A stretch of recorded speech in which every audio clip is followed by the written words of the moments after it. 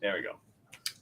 Welcome, everyone. It's Thursday, and of course, you're going to be with us, Brian here, and of course, I'm with my co-host Daniel Payton. Yeah, I know it's very confusing because usually my name is plastered all behind me with my signage and stuff, and I still haven't got it back up. Sure. So Right. yes, I am. It really is me. I'm Daniel. I checked just this morning. I'm still Daniel. So Yeah. I'm here. Yeah. And so I mean, welcome you to the could show. be. You could be. I mean, I'm just going by what it says. It says Dan Payton. So that's what I'm going with. Yeah. Yeah. So, yep, I'm Daniel, and we are here today. We're going to be having a great time with an author and of many different avenues of fantasy and science fiction, and that's why the background has changed, if you notice, for our show. The picture behind you on us here is the sci-fi. Brian decided the tropical setting didn't work for this, which is fine. It's perfect. So, I hope everybody's been having a good week thus far. It's been crazy ever since the last show. I have gone through. Let's see, Jeff, guys, I told you last week Jeff's birthday was Saturday, Right. and for those who don't know, Jeff Geist was the narrator and the audiobook reader for the book Winter Wizard Chronicles.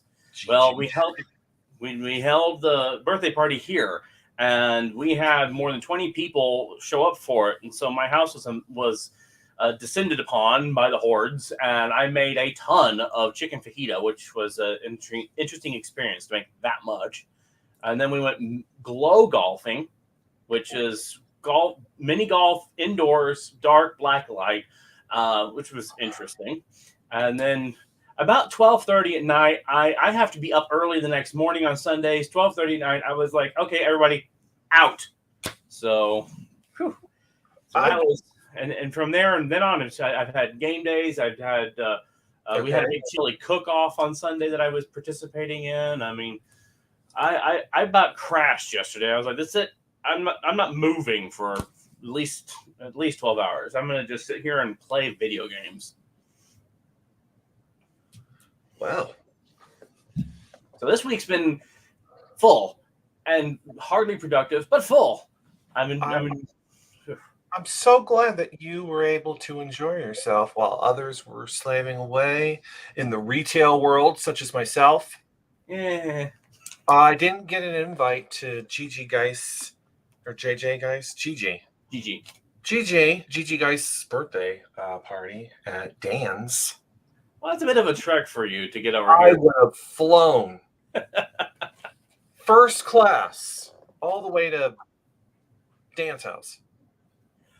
You have, let's see here, Garf, the cat. Garf. Oh, guess who it is? Oh, so, and I told him not to do this. My coworkers who are supposed to be closing the store at this very moment is watching me. So from YouTube. So welcome one of our YouTube subscribers, as a matter of fact, Griffin. Close the store. Right. I admire this person. He has Garfield on the mind.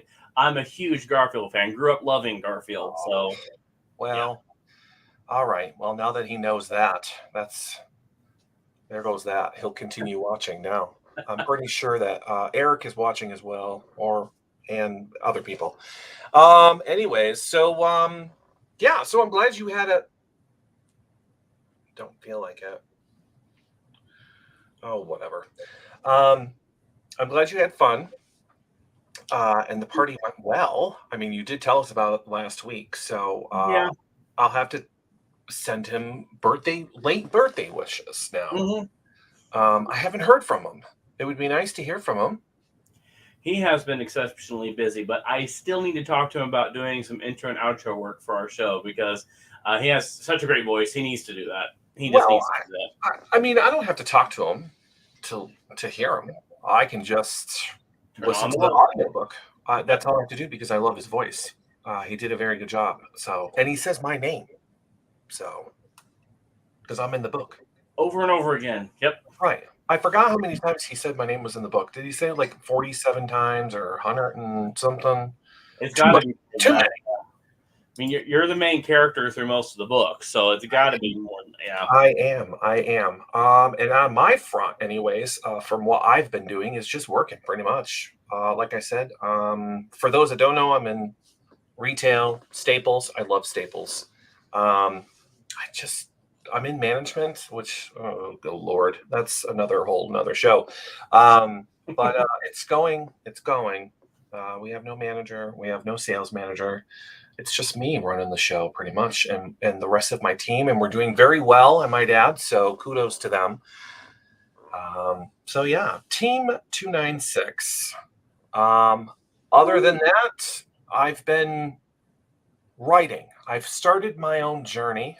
Now that the first book that with my old coworkers finished, it is in the editing stage. So I've now been kind of focusing on my own writing as a new author. I can't believe I get to say that. Mm-hmm. I never thought that I would be creative enough to write a book, but you know what? Anybody can do it. If I can do it, anybody can do it. So yeah, it's crazy. Well, I got good news this week. I actually have a publisher who is interested in my new book, The Owl-Headed Wand. Oh, so okay. I'm excited about that. So I'll give you more details on who and what's going on with that as it progresses. But I'm excited because if I get this with them, that'll be my third publisher, and I'm really excited about getting this book out there. So that's good, very good news for me. What's the news on Earth's Last Starship #2? That's in the hands of Cosmic Media, and when they have that, Braxton. All right, now I know I need to know. Well, the thing is Braxton's still in the process of getting all these comic books out that we wrote. Oh, they're done. They should be ready to go in March. Oh, good. Now, so this month, by the end of the month, we're going to have our comic books out and available. I will definitely be showcasing that on the show because, free promo. And I will let everybody know about that. But once that's done, I'm going to be really nudging him back into it because I have 2 more Dragon Wand books that need to finish out the series. I need to know when he's planning to roll those out.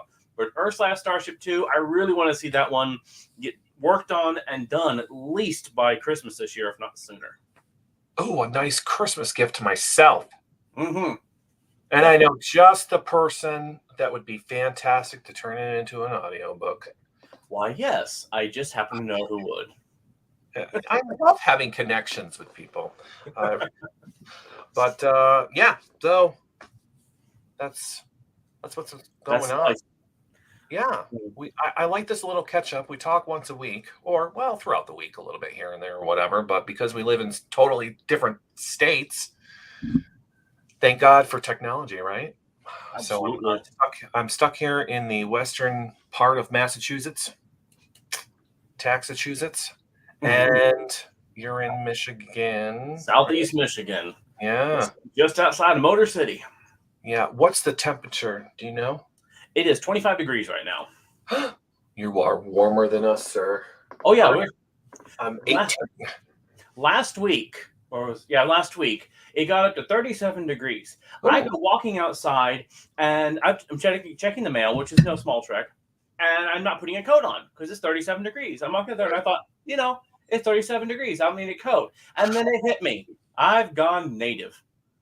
For those who don't know, I grew up a lot warmer climate. This is still very cold to me. And I walk outside in 37 degrees. 10 years ago, I'd be dying. And here I'm like, I don't need a coat. So the people here, they're all laughing at me because I'm finally turning into one of them. But it's still cold, 25 to me. I don't care. That's still below freezing. It's cold. It's supposed to get down to 4 tonight. And then lo and behold, on Sunday, it'll be 60 degrees. And then on Monday, it's going to be 48 with rain. Spring is trying, but winter keeps coming back around to give us one more argument about why it needs to be here. Winter needs to go. Well, like I said, that little rodent predicted 6 more weeks of winter. So I'd love to wring that thing's neck. So anyways, hello to, let's see, we got my aunt. Steph is here. My Aunt Valerie's here. My grandmother is here. It looks like my family's here. Mm-hmm. Some coworkers, I'm pretty sure our numbers are going up. My sister, John. Hello, John. So before we bring our guest on and introduce him and whatnot, how is the gaming going? The Heroes Rising. yes, Heroes Rising. It's going pretty good because as of the 2nd, which was yesterday, the new major storyline started that I wrote that I've been working on since September. Normally, I don't take this long to write one of the major stories, but a lot happened in the game that prevented me from getting the story moving. But I'm really, really excited about this because having so much time to work on it, I was able to really pour a lot of intricacy into it. This one has a lot more political machination, has a lot more intrigue in it, and so I'm hoping the players really get involved with this story because they've also got League Wars and a special King of the Mountain tournament, all kinds of stuff coming up. But we have a lot of stuff this month that's going to be rolling out, and a lot of it's my design. This time around, it's definitely stuff that I'm created that's now being put in the game. So I'm excited about that. And if you're playing the game, go in and read the lore stories. I've worked a lot on those, and they definitely guide the game. So if you want to know what's going on or what's coming up, keep reading the lore stories. I know I gotta play again. I gotta level up my character and play some of these and whatnot. Yep. I know it. All right. So don't forget to like and share the video, please. The more shares, the better. I always like to throw that out there. So we're live on Facebook, YouTube, and Twitch. We're on Twitch. I don't know why. I still haven't figured out why I throw us on Twitch. But why not, right? So, yeah. So we're ready to get... Oh, yes. John Clark is a faithful reader of the lore story. So, yes. Thank you, John. I hope people are enjoying it. So, anyways, let's go ahead and bring our guest on tonight, an author of many things, some of which are novels, others are in games you have probably played, or various. We'll let him explain. Our guest tonight is Mr. Rick Heinz, and I'll bring him on. Hello. Rick. And welcome to the show. Yes, thank you for having me. Thank you for changing the banner away from whatever tropical setting it was. The Daystar, it burns my flesh. You guys were talking about where you guys are from. I'm from Chicago. I've grown up in the cold. This is my native environment. I like the completely black sun all of the time. Night times, the winters. My blood is thickened. If it gets above 60 degrees, I literally start melting. Oh. I keep my offices and my rooms at least 75. Okay, 75 is nice and comfortable. I can go with that. I would be perfect to live in London or Seattle, where it's just rainy and cloudy at all times of the year. I would love that very much. Yes, but I come from Oklahoma and from Tennessee, and so I grew up where 100 plus in the summer for 2 months straight is normal. I would be dead. I would just straight up, that's it. That's the end of me. There are no more Ricks in the world. Not just me, anybody else with the name Rick, also removed by virtue of, spontaneous combustion. Yep. Yeah, I actually, when I came here, I've had friends go, oh yeah, welcome to Michigan. We have all the seasons. We have terrible cold. We have blazing hot. And I'm like, what do you call blazing hot? It gets to like 80 to 85. I'm like, that's fall from where I come from. I do love falls. I mean, obviously Halloween is not really a fall holiday. It's just a year-round extravaganza. But anyway, so I'm here. Yep, this is Rick Heinz. So introduce yourself and why people should know who you are. Right, that shameless self-promotion moment that every author kind of buckles under the pressure when they're put on the spotlight. No, I'm Rick Heinz. If you guys, anybody watching this or catching up, I write two primary things. The first thing is I'm known for Geek and Sundry and Nerdist. I did all of the GM tips for several years over there with Matt Mercer and Satine Phoenix. So there's like 3.5 years of how to be a storyteller, run games, play D&D, Shadowrun, Vampire, things like that. I've done freelance work for a bunch of other RPGs, and I've also helmed and authored 2 massive campaigns that have just recently come out. The first is Red Opera, Last Days of the Warlock, a full Warlock campaign with a heavy metal bent to it, and actually like a whole scoring symphonic orchestra to each tale of the act of this edition campaign. And then Siren's Battle of the Bards. But I've done everything from Dread, the immersive game system. I do panels on how to not suck at storytelling. Little short TikTok clips of here's the worst things I've ever seen in gaming and crimes that are committed. That at this point has become so commonplace memory when you're stuck as a forever GM and you're always the one running the games. So that is one aspect of my nerd life. The other aspect is novels. And to this, I write a series called The Seventh Age. I have 2 books out in it now, The Seventh Age Dawn and Dystopia. The rest are coming out year after year. The concept is the Illuminati, the Masons, and all these other secret societies have had magic forever. And what happens in Chicago when a bunch of anarchists level the playing field and give magic to everybody in the world? Special abilities can be yours. You can cure cancer or make yourself immortal. You just have to summon up a demon, kill it, and eat its heart, which is really easy and bound to go over well when everybody tries that. Nothing can possibly go wrong. So thus, a sarcastic series about the end of the world as we bring myth and magic crashing back on top of us, for better or worse. Sounds fascinating. Something I would love to read. I love the tongue-in-cheek fantasy, the science fiction, as long as it doesn't get too raunchy, which has been a couple of those. But I do like the take on, especially the spin on classics. But that sounds interesting. Yeah, I stay away from romance in it, full disclosure, mostly just because I figured into the world and there's a bunch of stuff going on and everybody's trying to figure out what they're doing. And but yeah, no, I keep this just level of scathing sarcasm throughout it, because what happens if power shifts in this country? What would you do if all of a sudden you had the ability to walk through walls or channel and summon creatures to fight for you? Like today, like when your manager's closing out the store, or your coworker's closing out the store, what if he got the ability to suddenly change and have power? Like that's kind of the mythos, because a lot of urban fantasy and a lot of sort of genres in this keep magic very hidden, and they keep it secret, not so much of what happens when it becomes commonplace for everybody and that initial shock of chaos.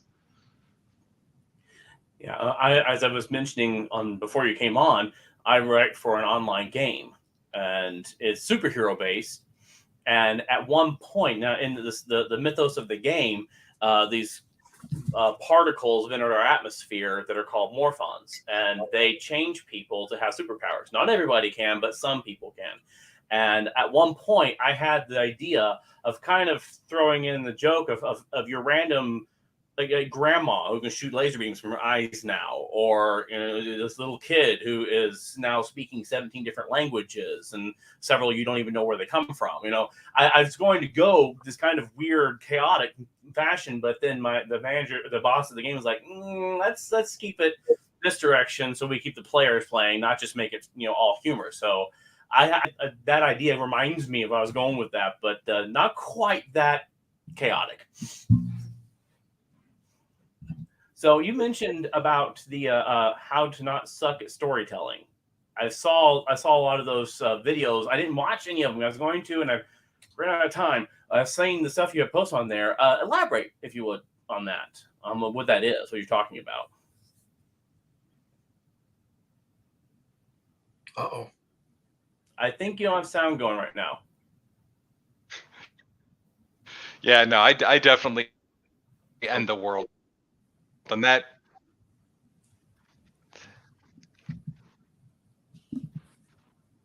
yes. He doesn't have a delay. No, there wouldn't be a delay. I don't think there's a delay. All right. So, crazy lag. Am I lagging like hardcore for you guys, or is that just on my end? No, it's lagging pretty bad. Difficulties. Tell you what, can you bounce me out real quick and let me fix this and I'll be right back. All right, let me take you out here. Computer technology. So It happens, right? yeah. But going off of what he said, just in case my coworker gets any ideas, that would be a catastrophe. Yeah.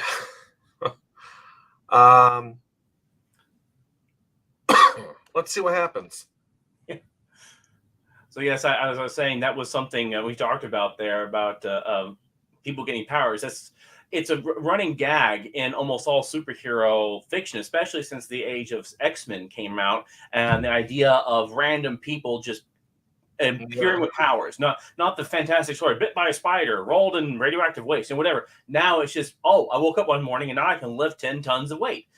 So that X-Men really kind of introduced that idea, and people have taken it different directions, and oftentimes they go a little grim dark with it. I wanted to do something funny, and I may still do a superhero kind of tongue-in-cheek story in my game in which the random citizens and the most unlikely random citizens are suddenly getting weird powers, and now the world's having to deal with this wild craziness of people showing up. And the fun thing is, the powers can not always have to be something extremely beneficial. Sometimes it can be really strange or obscure, and I just think it would be interesting and funny to work with. I'm interested to know what people would want if they had a power.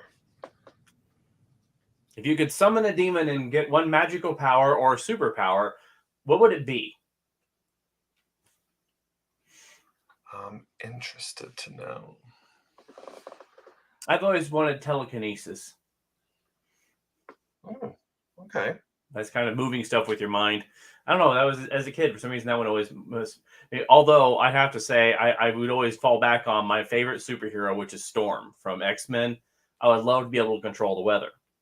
And I think I go back to that because I grew up in Oklahoma, where the weather tried to kill you on a regular basis. So the idea of being able to control the weather, and I witnessed the true power of weather on a daily basis. Oh, hello, Mr. Alexi Vandenberg is on, who's our guest a few weeks back. Just to let you know, Alexi, if you're catching up, our guest, he had to pop out for a second because his system was lagging really bad. So he's going to be back on in a minute. So anyways, anybody have an answer to that? If you had the ability to have any kind of power, magical, superhero, whatever, any kind of power, just one, what would it be? John Clark says telekinesis or telepathy. Telekinesis, as I said, is mind fun. Telepathy is interesting. I like to communicate people with the mind instead of the mouth sometimes. However, I don't know if I want to know what other people are thinking. That might be uncomfortable for both parties.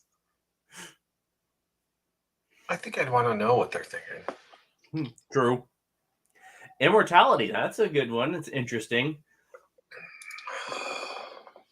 I don't know if I'd want to live forever, but I certainly would love to be healthy for whatever, perfect health for my entire life until the end. That would be nice. Although immortality might give me enough time to finish all the projects I've started over the years.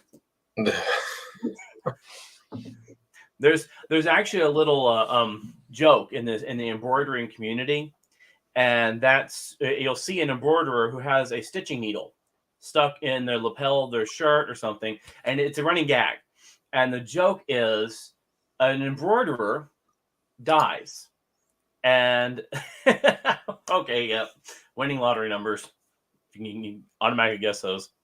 If an embroiderer dies, the one who loves to stitch, and they wake up after death in a room full of other stitchers and every kind of supply you would ever need. Every thread, every fabric, every pattern, anything you want to stitch, you've got in front of you. And it's this heaven of supplies. So that's a big thing for embroiderers, is having everything you need to stitch. And all the time in eternity to stitch. But everybody's sitting around, just sitting there. And so the embroiderer goes, well, hey, I want to stitch. Anybody got a needle? And one looks at him and says, why do you think they call this hell? They have everything to stitch, but a needle. So, yeah. So, yeah, stitchers have this desire to be able to stitch forever. Being Batman. Yeah, you could, and being an anonymous superhero that everybody loves, or really most people love, and a billionaire. That's pretty good. Yeah, money is definitely one of the best superpowers ever. Mm-hmm. I hope Rick gets his stuff fixed up. I was really interested in getting into the next part of the conversation. I'm pretty sure he'll come back. Invisible when you want him. Yeah. Being able to turn yourself invisible, that's a pretty cool idea. Every teenage boy has had that desire at some point or another. Although I think most people have had that desire. There are many times I'd rather just be invisible. Let the world pass me by for a bit. Precognition is an underrated power. Yeah, being able to tell what's about to happen. Yeah, that can be very. I don't want that. Yeah, no, I wouldn't want that. Always being able to tell, it does spoil the surprise. However, maybe, yeah. I guess it would depend on what it was able to tell you. I don't know. Here's actually a question I've asked on Heroes Rising before to get players to kind of think outside the box. Imagine the worst possible superpower. Tell me what you think would be, like, because I said in my world it's Morphons and X-Men, it's just mutation. Imagine if you had that and you all of a sudden can just, let's say you could, now you have the superpower to speak any language as long as it's Esperanto.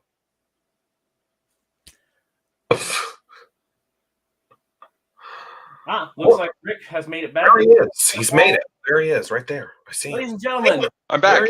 So, how to not suck at storytelling. Rule number 1, if you write a manuscript in your computer before doing a stream, reboot your computer because that 50,000 word thing is still syncing up in the background on your drive, which is going to tank that internet. So, sorry guys, I had to do a quick reboot.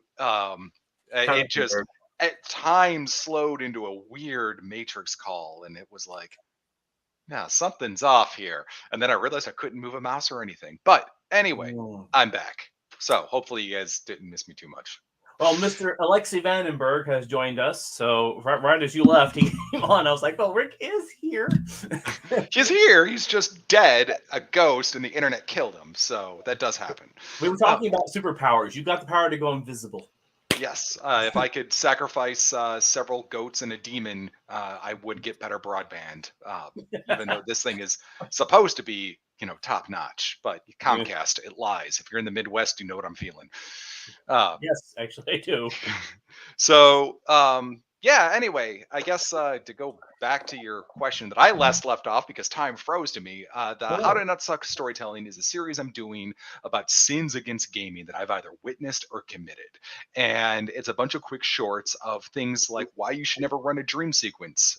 And the short goes into, a storyteller who just runs this entire game session for 10 months long and then reveals it's a massive dream sequence and nothing matters. And the players are like, yeah, screw that, we're out.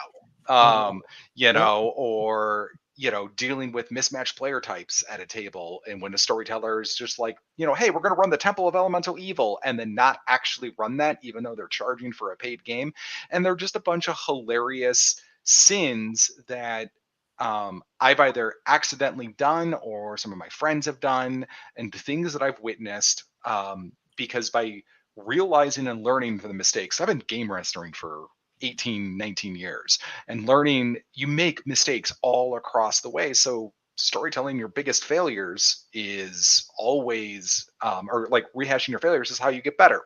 One of my most prominent tales that will never make it into a short clip because it's a little bit too long but I have this whole program out here in Downers Grove where I teach kids how to be storytellers, and got like 200 kids signed up in the entire program. And for an entire year, these teenagers are playing this campaign where this like brass dragon named Boltius comes in, saves them, plucks their characters up, and they start building their own little village. And, all throughout the store, we have like, maybe 15 storytellers that we've hired to help run all of these tables, because that's a lot of kids, but they're all connected in the same universe. And they start building up their city, and they're going out recruiting monsters, doing missions. Every time they go out, they get to add more buildings to their city. What they're secretly doing is building their own home base, the first city of their own campaign that they could take and forever run with, and learn what those NPCs are doing. And throughout the year, we've had various adventures in this big epic campaign. And the kids at times would take over and storytell for their parents, who would be playing pirates coming in to raid the village or do things like that. So people are getting to experience both sides of the table. Well, the overall villain of the entire story is this blue dragon named Goresnouch, who's been like trying to destroy their village and bring and kill Bolties and bring their entire place under him, because he's a dragon and he likes to collect things. And at the end of a year-long campaign, we're in the store and I'm storytelling this big epic scene, this two dragons fighting like kaiju up above the city. The kids are running around with each of the various tables. Each of them are, dealing with generals and trying to do things to take down, various power points of the dragon, or eliminate his minions and things like that. And the game session is going along fantastic. And about halfway through the game session, I describe Goresnouch just ripping the head off Boltius and discarding this dragon down before he turns into a human sorcerer and starts raining meteor swarms on the kids' village. And you think that this would be a very dark moment, but the kids, they were not fazed by this at all. In fact, one of them pulls out a phone and starts playing Undertale, like Ballad of the True Hero, like music. Mhm. All of a sudden, the entire store is silenced, and that blue dragon was going down. I've never seen so many kids so focused on completing and putting another dragon in its grave as at that moment, because that's when it got real to them. And the game session ended. All the kids were like freaking talking about it, for hours on end. So, like they were having a blast. It was a fantastic session. Until about 6 hours later, I'm at home and I hear a sound crying from my kid's bedroom, because he plays in the game too. And I'm like, hey kiddo, what's going on? And he's like, I won't tell you. I just want to text it to you. And he texts me the single message that just said Boltius. And I realized the kids were so built up in the epicness of the session that it took 6 to 7 hours for that bleed and that emotional impact to hit, that this companion that they've had for a past year died. And my mistake was, I had an epilogue session planned where like it was going to lead into the next campaign, where they were going to go like try to like figure out how do you resurrect a dragon, right? Like that was exploring magic systems in the world. And I just that was next game session. That wasn't this session. That was the next one. And right about that time, I realized I probably made about 200 kids cry and have that emotional bleed after. And absolutely, I did have some parents and some other people upset, like, what the heck happened? And that one still hits close to the heart of, you did this awesome campaign and this awesome story. You created that emotional investment with all of these people. And I landed so hard at the end that I forgot to give that little outlet of like, here's the epilogue. There's still that sense of hope going forward. But those kind of tales in very short parodies and other sins that I've seen other storytellers horribly commit, to the point where like I'm like, why are you like you need to sit down and be a player for a while. These kind of like comedic things and these lessons are what I spin around and say, hey, here's what I learned. Don't make these mistakes, because here's the tragedies of my table sometimes. Yeah, well, okay, so this is when I was first just looking at the title and reading some of the descriptions, I was thinking more, I have a background in theater and in acting and improv and all that. So I was thinking literally of the physics of storytelling. because I've got several game masters I've worked with and all, and some of them they can really weave the story as we're going. There's one that he does a great job of running the game, but every time we have any scene, everything is, that scene from Lord of the Rings where this happened. Well, that's what this looks like, and then you remember, and I was like that. Oh, it hurts me. Oh, It really, don't get me wrong. Those are absolutely sin. I'm absolutely getting into stuff like that, like the storytellers who are just like stuck reading out of the book line for line without even making. Don't get me wrong. Running a game is basically improv theater. In every capacity. It's murder. People are like, oh, I don't understand what D&D or role playing is, or even like live action role play is the big mystery. I've had years of running live action games. I'm like, it's a murder mystery, guys. In every capacity, taking an improv class definitely helps anybody become even a better role player or a better storyteller. When I first started, because I said I've barely begun playing D&D in my life, and people see and read my books and go, "Oh, you play D&D, right?" And for years, I'm like, "No, I actually never have." And it wasn't because I didn't want to. I couldn't. I couldn't get in a game. I couldn't get started. Now I have. When I got into it, when I started, I approached it like an author. Because the guy who got me into it, he follows several big name authors who also are big in D&D, and he's like, "Oh, you write this stuff, so you'll be great at this." I walked in like an author, so I'm playing on that third person point of view. I'm in character at moments, but then I step outside of that character and say, "Okay, we're gonna do this. We should do that." And then everybody looks at me funny, like, "You're saying that out loud right now?" And I'm like, "Yeah, so." It took me a while to catch on, and I had to take the author hat off and then go back to my roots of acting classes and all these years on theater, and I become a character and play that, and it's changed my outlook on it. Originally, I hated it. Originally, I thought D&D was boring and difficult to play, and when I finally played it like an improv actor, not like an author, I totally changed it. It totally changed me on playing the game. So I can see definitely if you get into it, there it is. It's crazy you mentioned like that way, because D&D is a gateway for many people to get into role playing, but it's not the only avenue that people come in. I came in Wraith the Oblivion, and Wraith the Oblivion, which you start off the game, you're already dead. You're a ghost that had something to live for. But the games being run in that White Wolf genre, storytelling those, it's a game run with 2 players by candlelight, with like dark music in the background, and you tell this tragic tale together of hope. And so it's an interesting game, and I freaking love it. But Dungeons and Dragons did have that dungeon crawl element, and a lot of people associated it with, oh, we're going to roll dice, we're going to go beat some monsters, we're going to defeat this temple, which, by the way, is totally okay. Dungeons and Dragons absolutely supports the sort of like war game. Hey, we're going to build character sheets, roll stats, see what we can do, test out different builds. But shows are D&D 3.5 and shows like Critical Role, which now has the Vox Machina up on Amazon Prime, like those kind of podcasts about 12 years ago, when they first started coming out with those actual plays, really sort of highlighted that, no, you can do role playing, tell compelling character stories.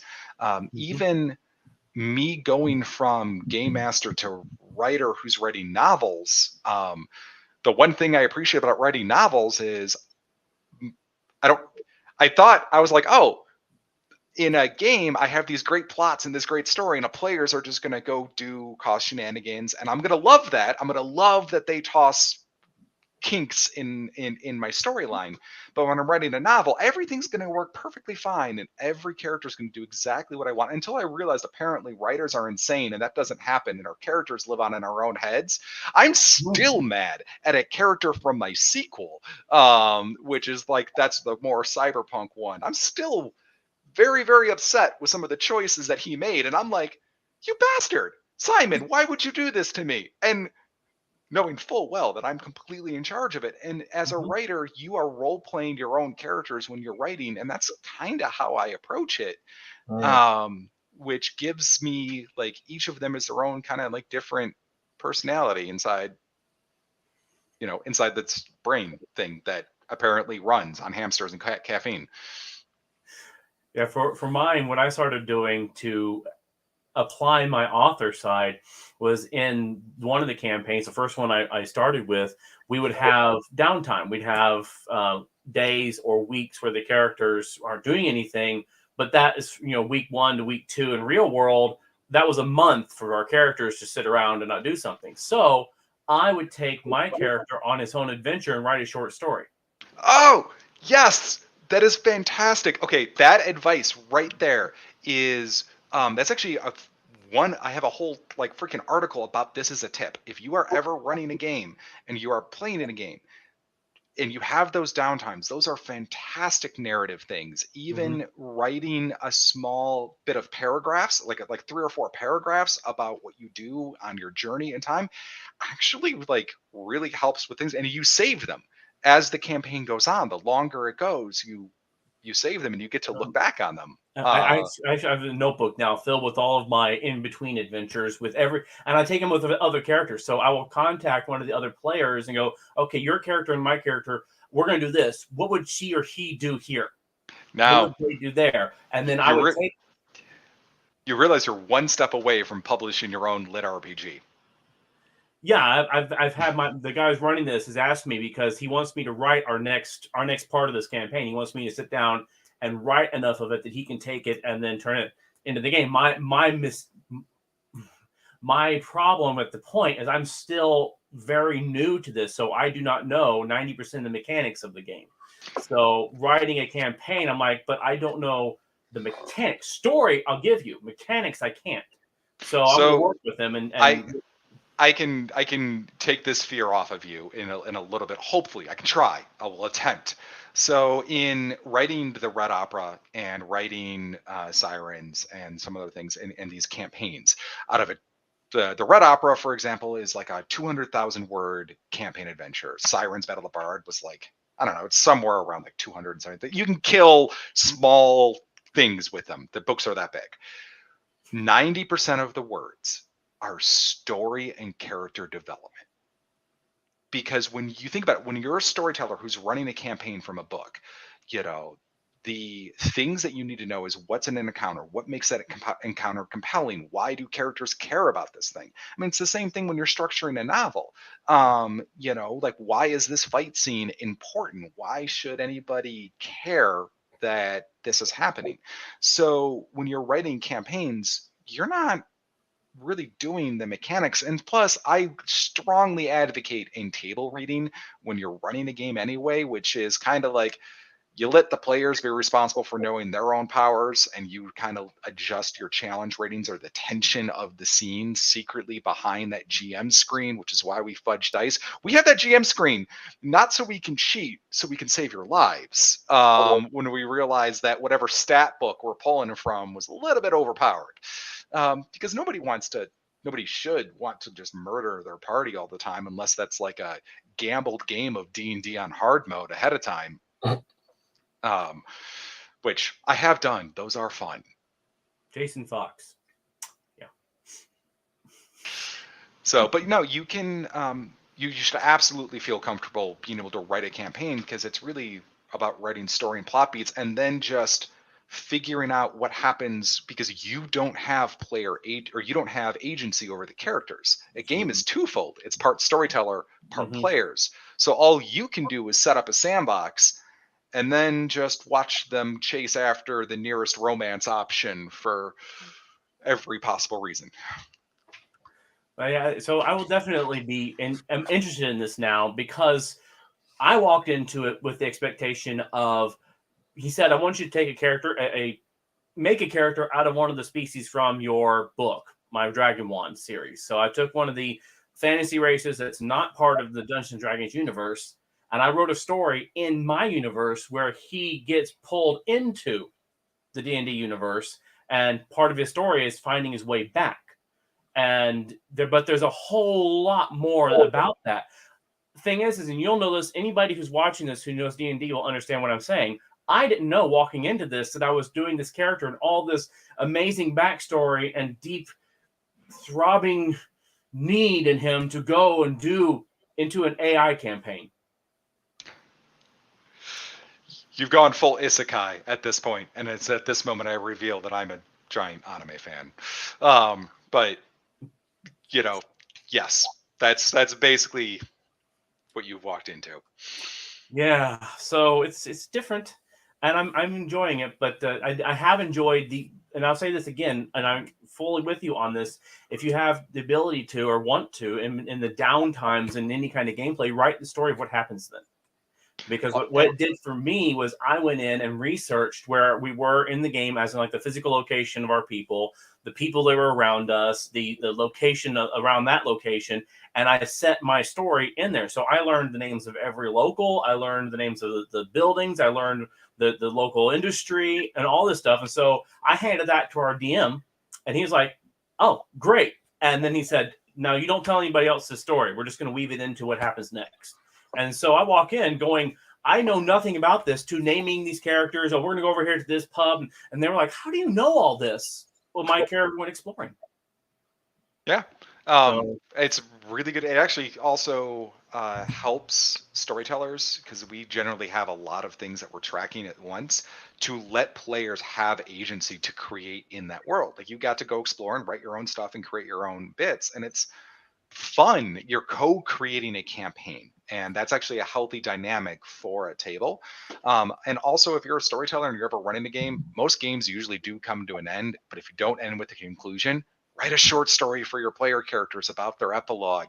It gives that sense of closure, so you can safely drink a glass of whiskey and fondly remember the campaign, rather than going, oh crap, we never finished that. Yeah, my character is sitting there waiting for me to do something. Oh man, they're like Neopets. Oh, I just got thought about it. I haven't checked Neopets in like 20 years. But if you think about it, and they're on pause, just waiting for that to happen, I feel bad for so many D&D characters and so many vampire characters. Yeah. Now, going back to, you talked about the dragon that the kids were crying over. Yes. I wrote a book called Remnant, and the book has a conclusion in the end. It's a one-story book, and one of the main character's best friends is a robot. He's a joke-cracking, very loyal robot. And I'm not spoiling this because the book's been out for a number of years. He doesn't make it to the end. And my original manuscript has it. That's it. End of his story.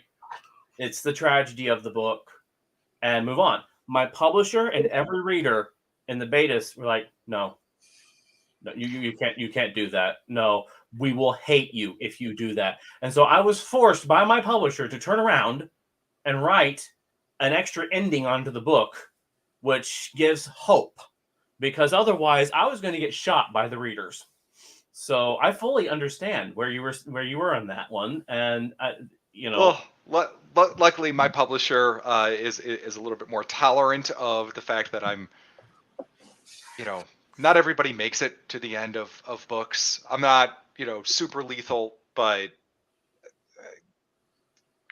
there have been like some readers who have come up to me at a convention after they picked up my book, and they come back up and they'll throw the book at me and they go, "Can't believe you did that.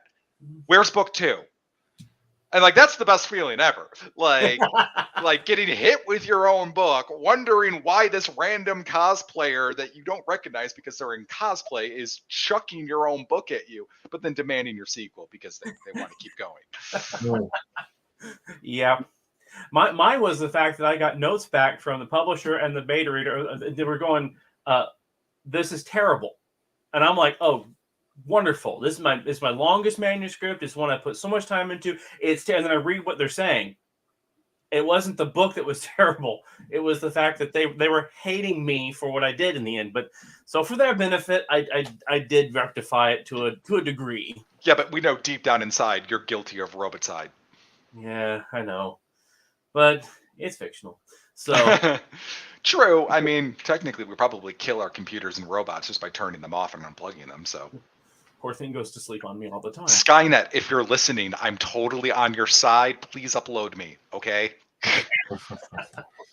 Oh, I've told many a times that this Magic Billy box in front of me is way smarter than I am, and likes to prove it on a regular basis. So I'm better with art and writing than messing with this.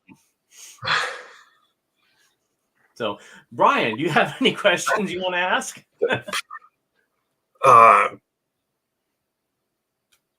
Sorry, we were just totally geeking out there for like 15 minutes. That's okay. That's okay. I'm learning stuff because I'm not a D&D player, so yeah, I've had no interest in it. But hearing about it, it sounds interesting.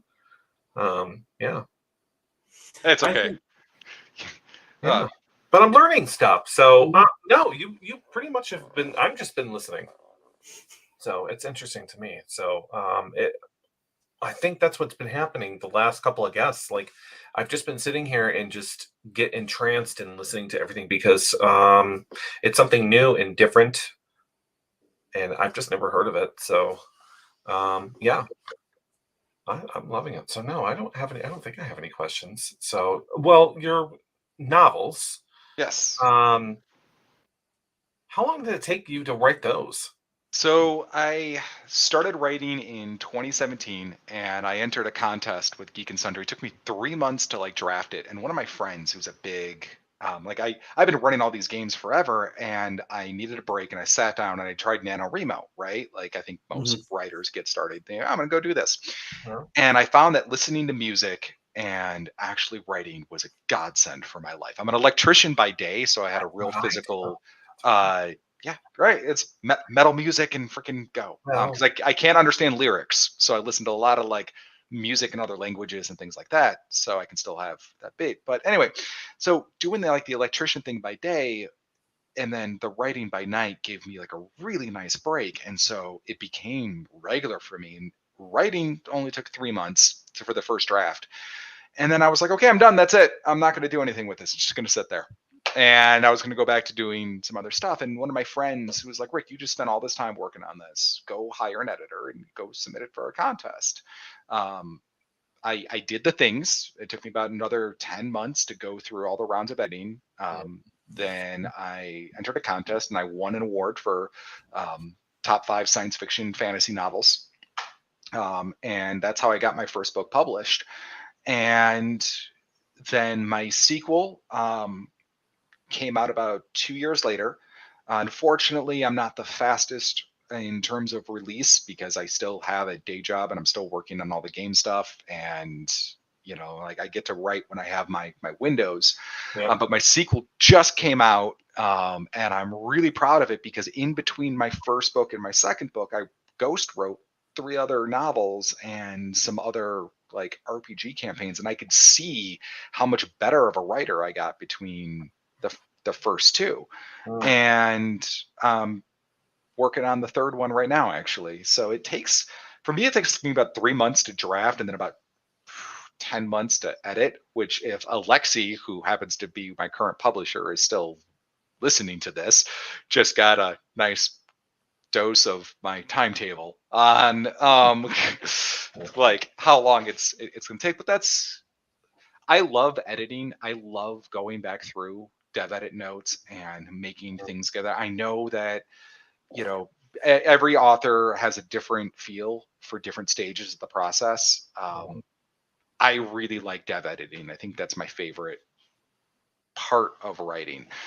Coming up with this really wicked and fun idea and getting it done, then yeeting it off at somebody else, and then they work with you to try to make it even better. Oh, that's just cool.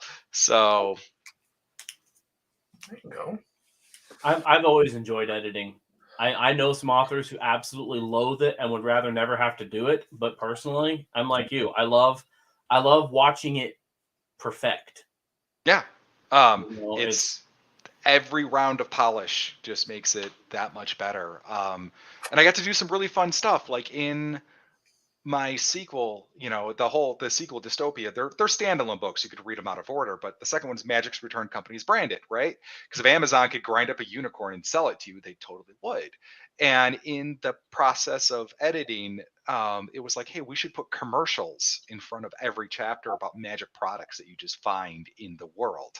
And to this day, that is still one of my favorite dev edit things that got added in the editing stage, because I got to have a freaking blast writing commercials of like weird, weird products that you could get from grinding up demons or working with fairies and things like that, and then commoditize them and sell them.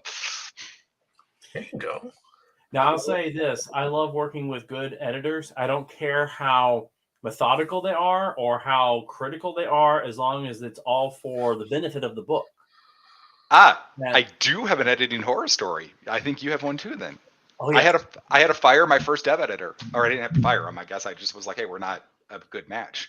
My very first dev editor that was assigned to me from my very first publisher, he read my book. He was like, calls me, Rick, I love this book.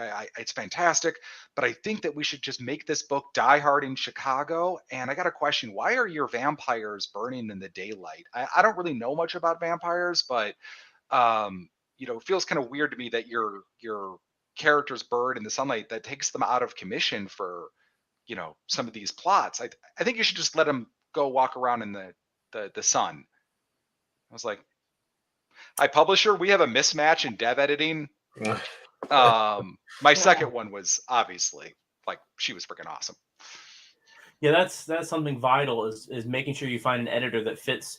I've used Reedsy a lot for finding professional editors, because a lot of it is me, my own work. In fact, the book I worked on recently that I'm trying to get into publisher currently, I paid a hefty sum, but I found really good qualified editors through Reedsy that they specialized in fill in the blank what I'm writing.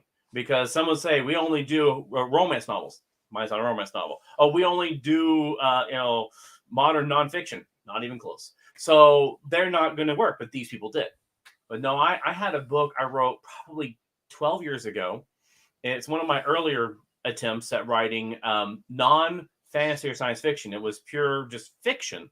And I had a publisher, a very small publishing house that decided they'd like to try it. And at that time, I didn't even have any publishers. I thought, this fine, good opening. And it was a brother and a sister running the publishing house. So the sister was basically running it. Her brother was the editor. And now he was qualified because he had editing skills from working on movie scripts. He actually worked in Hollywood on editing movie scripts and editing stories for television and movies. So that was pretty cool. But then he grabbed it, and his editing, I would say at least half of it is just snarky or downright cruel comments about the story. Not constructive comments. I mean, I've had people, editors who say something that you might perceive as mean, but no, they're being honest. He wouldn't say that. Or this is a dumb thing he's doing here. Fine, I get that. Okay, we need to fix a scene because now my character doesn't look like an idiot. This person, he didn't like the genre. He didn't like the storytelling. And neither of which were wrong. It's all about taste. But instead of sitting there and saying, this isn't my taste or whatever, or trying, he didn't try. He decided just to use his editing time, half of it, to lampoon the story cruelly. And I mean, I'm actually working through it because his corrections are on the spot. I've actually gone through it. But whereas I enjoy picking up somebody's corrections for my work, I don't care how much they bled over the paper. As long as it's good corrections, I like this. I like going through it and picking out every detail they find and seeing how it makes it look better. I'll pick those out, but reading his, it literally is demoralizing. Yeah. Because every page, I'm trying to sift through actual editing and his snarkiness. And I'm like, I can't. There are times I get through 10 pages. I can go through 50 pages in a night through editing. This person, I get through 10. And by the time I know 10, I am depressed. I'm angry. I'm like, this shouldn't be happening. So, that's something else. I don't care what kind of editor you are. You shouldn't feel the need to be personally attacking the material. No, and oh god, I know, because I've seen that exact thing on some of my friends' manuscripts, and whatnot. And they'll send me a screenshot and be like, "Is this okay?" And I'm like, "No, that's not okay," because the dev editor's job, their job is to bring your story to life, and even if it's mean sometimes, where they're like, yeah, you got to cut this part, or you need to expand upon these character motives throughout your entire book and go back to chapter 1, which is mean in a very different way. Oh, it sounds great until you realize how much work that is. But You know, like those are okay, but you know, that's why it's important. I've noticed really good editors tend to leave very, very like even if they sandwich stuff, they'll be like, okay, you got to change this, got to change this, got to change this, and they'll just be like, you know what, this sentence is really baller. Like this thing is pog. It's awesome. I love it. You Mhm. know, and then they'll go back to like, you know, do this, which is also really freaking helpful because one, it makes you feel good, makes you inspired to keep working on it, and two, it also lets you know what parts of your book are also hitting home, and that's a thing that also doesn't come across sometimes with editors is when you go to beta readers, when you go to editors, sometimes like you don't want to just be told all the bad stuff. You need to be know what parts you're shining at because those are Mhm. the good parts too. Like, oh, I shouldn't change this. It's really working. Yeah. And that's it. I don't get anything. There's no positiveness in any of this. And yes, the very last page of the manuscript is a paragraph that he wrote that said and I'm summarizing, of course. It said this whole story sucks. It's not worth publishing. Your general idea has some merit, but just try writing it all over again. And I was like, What are you supposed to unhelpful. do with that? Yeah, like, gee, thanks. Just let me. Yeah, no, because that's not going to happen, right? You know, it's going to go to somebody else that will like that genre and be like, okay, this is cool. You know, there's something to work with here. That's terrible advice, man. I'm sorry. Yeah. Um, Well, I set the book aside for almost 3 years after that, and and decided never to touch it again. But recently, due to being home a lot more, like we all were, I was like, you know what? I'm going to go through here and see what beneficial things he has. And I was pleasantly surprised to see yes, his corrections were on point, but his comments were unnecessary. And so I am working on it, but. I'm very picky now. It's also why I'm very picky about my editors. I will do that when you're hiring a new editor, especially a professional. Often they'll say we'll do a sample page for you. I will do that not to see how well they edit, because I'm pretty much if you're charging that much and you're part of these sites that really vet their people, I expect you're probably going to be on a good fit. But I want to see either just professionalism or even better than professionalism, like you said. So And you mentioned Reedsy, right? yeah. You know, like when I went to go before I ever got published, I went to go hire my own editors. You know, just clean my manuscript before I even submitted it, right? Mhm. Um, when I got put in touch with my dev editor that I really, really enjoy, Catherine Miller, I had to be interviewed by her, which was a very like I was like, wait, I'm here with a bucket of money to please hand to you to make things better. And she was like, no, you don't understand. I have to interview you to make sure I would like you, your work, your style, who you are, what you're trying to do. Before she would even accept me as a client. And to this day, that process has always stuck through me. Like it's like matching. You have to have that match between author and editor because like otherwise everything just gets hacked out of the book and it just is bad then. Yeah, and I also know one of the two editors I hired for my book. She asked me a few questions, and basically they all boiled down to, "Can you handle criticism?" When she was, I could tell that's where she was getting. And so I asked her. I said, "Do you have an issue with people complaining about the way you edit?" And she said, "No, people typically don't, but I've had a few who want to contact me and argue about every single correction." And I'm not dealing with that. That's a waste of my time and your money. And I'm like, oh, well, don't worry. I usually am very good with editors. So it went great. But Copy editors, I have a whole different relationship with. As far as I'm concerned, copy editors are arcane, hermetic geometrists that know strange language and rules of the Chicago Manual of Style. I get back copy edit notes, and I'm like, look, I'm really not going to argue about the placement of a comma or the use of a semicolon or an em dash. I'm just going to go ahead and hit accept. yep. Oh, yeah. Copy editors you're right. They have a special skill set that I don't know where they got it because it's intense. And I'm glad they got it because I would go nuts.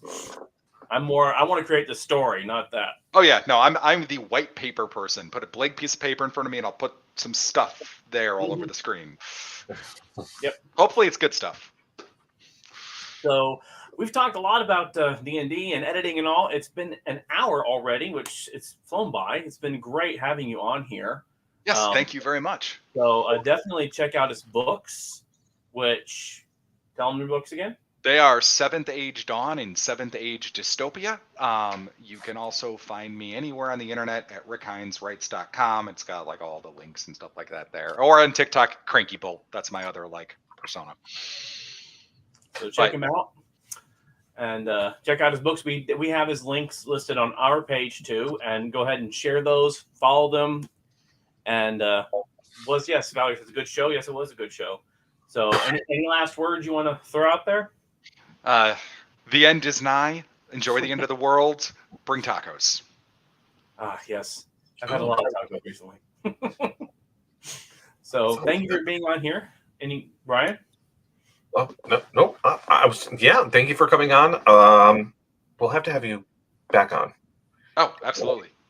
Yeah, definitely. Oh, yes. Especially as I've been waiting to talk about that whole giant yeehaw sign and your baby Yoda, but I've completely avoided those this entire time. So that'll be for next time. My yeehaw sign? No, sorry. Wait. Yes. Oh, that and me. Oh, yes. Gotcha. Okay. Yes, it's Millennium Falcon. I happen to be friends with the person who used to pilot this thing, so long conversation for next time. Long story. So I'm actually well acquainted with a number of celebrities, but that's because I've done so many Comic Cons. So, anyways, thank you for being here tonight. And next week we're hoping Mr. Tom Nguyen will be here. He's had to cancel, I believe, 4 times now. So one of these days he's going to make it. But I'm really glad that today that Lexi shot me your name, because this is a great show, and I'm really glad and I hope to have you on here again. I will definitely be sharing some of your videos and stuff with my Dungeons and Dragons friends, especially my DMs, and let them get some info and heads up on things. Excellent. But yeah, no, we'll reach out again. I'll come back because I am working on a ton of stuff. So this year is going to be when we were all trapped living in a different world, and both 4 times, it was very productive. But I'm not going to pull like a Brandon Sanderson and be like, I've written 4 novels in secret. That's totally him. That's Brandon. That's definitely Brandon. So, anyways, thank you for being here tonight, and we will hopefully have you again sometime. So we're going to say good night. All right, good night, guys. All right, have a good one. That's it. Right? Yep. So thank you all. Yeah. Thanks everyone for coming on. Thanks to Rick for coming on. Alexi for helping us out. Yep.